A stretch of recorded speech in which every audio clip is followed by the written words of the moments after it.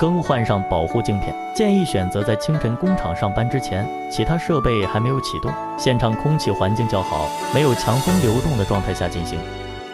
前一天晚上下班前，对设备卫生进行清理打扫，尤其是整块机头的钣金部分，然后是激光头整体清洁，必须使用无尘布沾湿无水乙醇仔细擦拭，最后在设备周围进行洒水，起到降尘作用。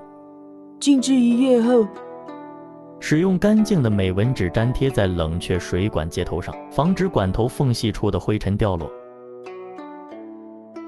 拆下上保护镜座的2颗螺丝，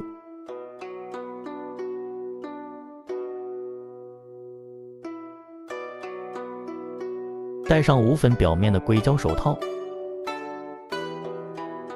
戴好手套后，拉出上保护镜座。使用手机闪光灯打光，确定镜片已经污染，然后准备更换镜片。更换前准备好一段干净的美纹纸，拉出镜座后马上对窗孔密封。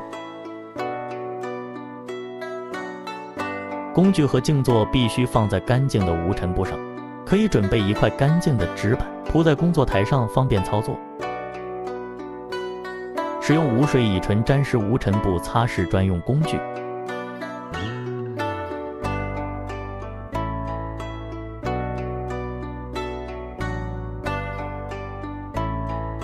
对准金色压环孔位，逆时针旋转松开压环。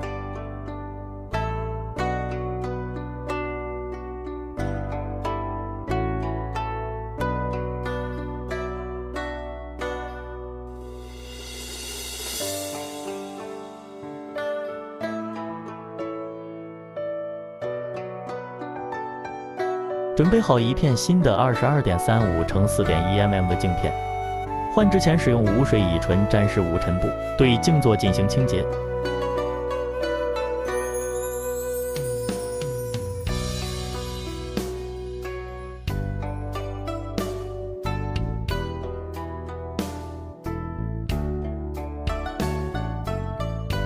然后把准备好的镜片放在金色压环上，注意不要触碰到镜片表面。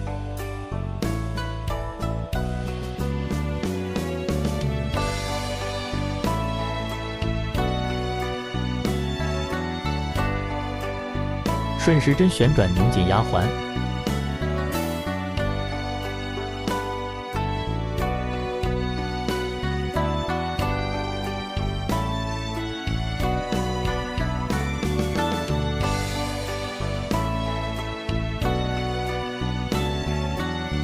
使用手机打光确认新镜片是否洁净。